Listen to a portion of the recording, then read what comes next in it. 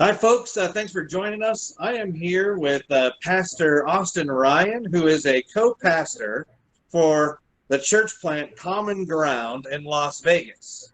And Austin Ryan is also the leader of a ministry called Worship Catalyst.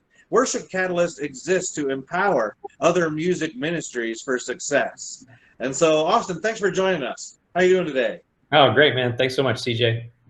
I'm really grateful for your time as we're trying to create some training opportunities and content for aspiring music ministry team members. Mm-hmm. So to that end, I've got a few questions for you if you don't mind. Sounds great. All right, so do you believe that there is such a thing as introducing new songs into the service rotation too often or too frequently? Yeah, for sure. I would say, when you look at this topic, I've had this conversation with, hundreds of worship leaders probably, and everybody kind of has their own flavor, their own feel, their own pace for that. And I think that you can be too frequent. I think you can be too frequent and too infrequent. So we can kind of look at both of those. But I think you can be too frequent probably because people in the congregation are sometimes a little bit slow at picking up a song anyway. And for it to be just like a song that they just learned, it's really hard to connect in their hearts. And so finally they get it. And, they may, a lot of times people don't go to church every single week. And so they don't hear the song till once a month or something. And then finally, eventually it starts to really connect. And then it has, a shelf life for however long that is. So I think if you're introducing too many songs too fast, you probably get to a point where people never really get to that place of really soaking in a song or connecting deeply to a song, personally. Got to kind of know it first before you can get to the best place of it, And then, I think the other direction is also probably true, where you don't introduce songs fast enough. I know there's some churches that probably haven't introduced a new song since the 80s or 90s or something like that, I would guess. Or the 50s, who knows? And the problem with that is there is this thing called Psalm 33:3, sing a new song unto the Lord. Now, every song was once a new song, right? It's been written sometime in our lives, in existence. It came in the 1600s or today, and so we have this mandate to sing new songs to God from the Bible. So that's important. And then I think also, if you're like me, you just kind of get bored eventually with a tune, and you've sung it enough times, and it's like, okay, it sounds boring now, or we've sung it too many times now, or that lyric was really good for this particular point in the church's life, but now we've moved on from it or something. So I think there is probably a healthy pattern in there of how many you introduce. I know that, everybody's got their number, but we kind of think of it in terms of like maybe 10 to 15 songs in a year. Kind of like, I bet you there's been a lot of years where we've introduced 12 songs or 13 songs, something like that. So that's where we land, but everybody's got to kind of find their safe place on that. Yeah, that's good. You said that you've had this conversation or something like it with hundreds of music ministry leaders over the years. And so it sounds like there's a regularity to it's just a nature, the desire to want to throw new songs in there pretty often and a cause for this conversation often enough. So what do you think motivates one to add songs to the rotation more frequently than might be helpful? It's probably, what I've seen is that it's worship ministry leaders that really love worship songs, and so they listen to them a lot, and when they're driving or whatever, and they just have a lot of songs that connect with their hearts and their lives, and they want to share that with the congregation. And so that's a motivation.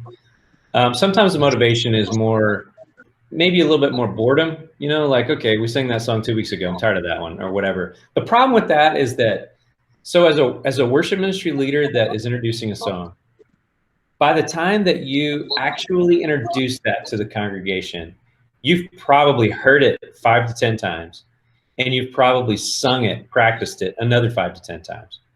So you're kind of at that place where you're already deeply engaged in the song.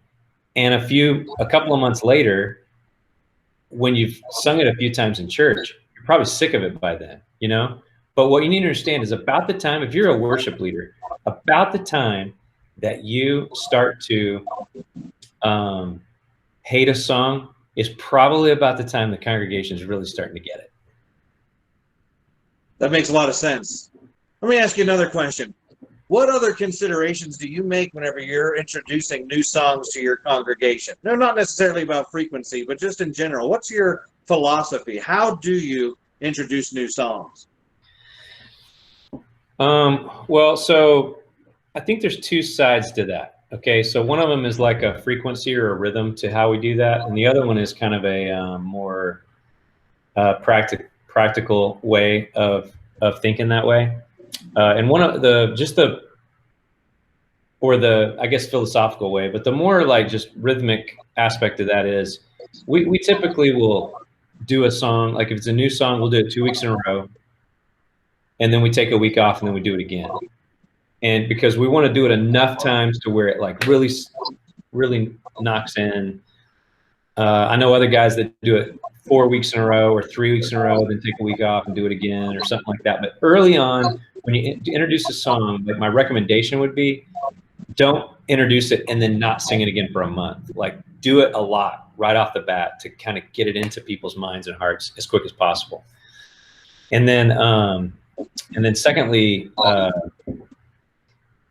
as it relates to kind of the thought process that goes into that, I think there's two sides to that. One of them is how do you pick a song anyway that you should introduce, and the other one is how do you introduce it. And so one thing I think that a lot of people don't think about is that I think congregations, especially smaller ones, usually have a song. Now, when I say that, I don't mean just like a particular song, but I kind of mean that because you could probably answer a question, you know, like CJ, you could probably answer a question. What song do you guys sing that every time you sing it in your church, everybody sings? You know, it just like the roof raises a little bit more. So most every church has a song like that, or a couple of songs that everybody loves. It could be because they like the tempo, or they like the groove, or they like the way it sounds, or whatever.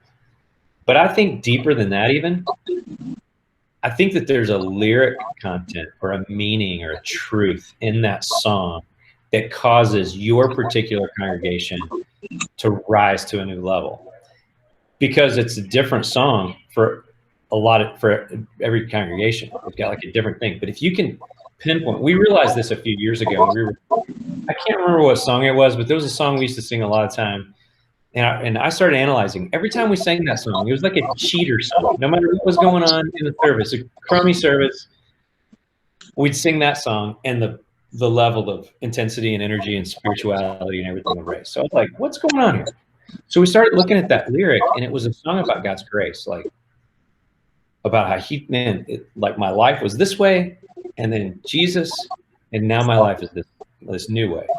So we started looking at that, and I thought, you know, why don't we add in another song that says something like that? And that's exactly what we did. So we found another song that had similar lyric content. And you know what? Energy level went up when we taught it to them. And so we realized, as we looked at our congregation, that there was just a high percentage of people who had come to faith in just the past 2 or 3 years. And so they, like, grace was like, they got it. I mean, it was new to them. Like, their life was this way, and then Jesus, and now their life is this way because of the grace of God. And so we started putting a steady diet of grace songs. Over time, that changed, and all of a sudden our grace songs were like starting to feel normal.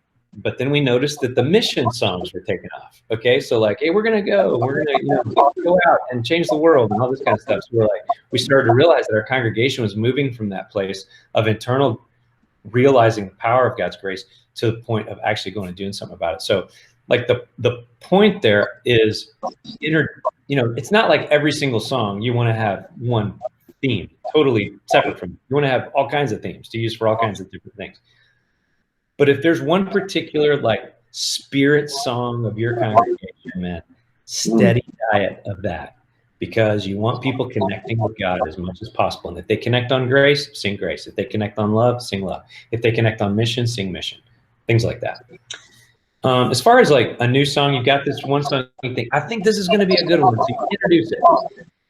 The thing I would say about that, I think that's really important, and we've seen this work in a lot of different venues, is just make sure you tell a story about that song or highlight it. You know, worship leaders are like tour guides. You know, I don't know if you've ever been on a tour anywhere, like you go to a new city and you go on a tour or something, or of a museum or something. If you just walk around that city and you don't really know anything about that city, like you're just walking around looking at buildings, it doesn't mean anything. It's just like, okay, building, sidewalk, phone booth, whatever. I guess there's phone booths. I don't know. Maybe those don't exist anymore, but you know. But if there's a tour guide who really understands the city and its history and what it means and what makes it breathe and the challenges and the conflicts and all that kind of stuff, and they walk you through that city, it's a completely different experience. And so I think worship leaders are like those tour guides who tell a story about a song or tell a scripture about, like, where did this come from, or what was the conflict going on in our souls that make this lyric really important to us right now, or what is the theology that drives what we're singing, or whatever it might be. If we can just take the time and be very good at that, I think that immediately we help people connect with those new songs even better. That's all really good. I've heard some stuff there that I haven't heard anywhere else. That's good stuff. So last question then, what advice, on any topic, would you give an aspiring music ministry leader as they develop their leadership skills? Okay. Man, there could be thousands of these little tidbits that I would suggest to a new person, but I think one of them would be, don't try to do everything by yourself. There's a lot of different roles of leading worship, from picking songs to leading band to tech to spirit building your team and relationship development and all that kind of stuff. And I would say, figure out as a worship leader what your lane is. Like, what are you best at doing? What do you bring to the table that is unique to other people? And focus your energy on that. And then find other people in your church and in your team and whatever to build around those other roles that are not your sweet spot.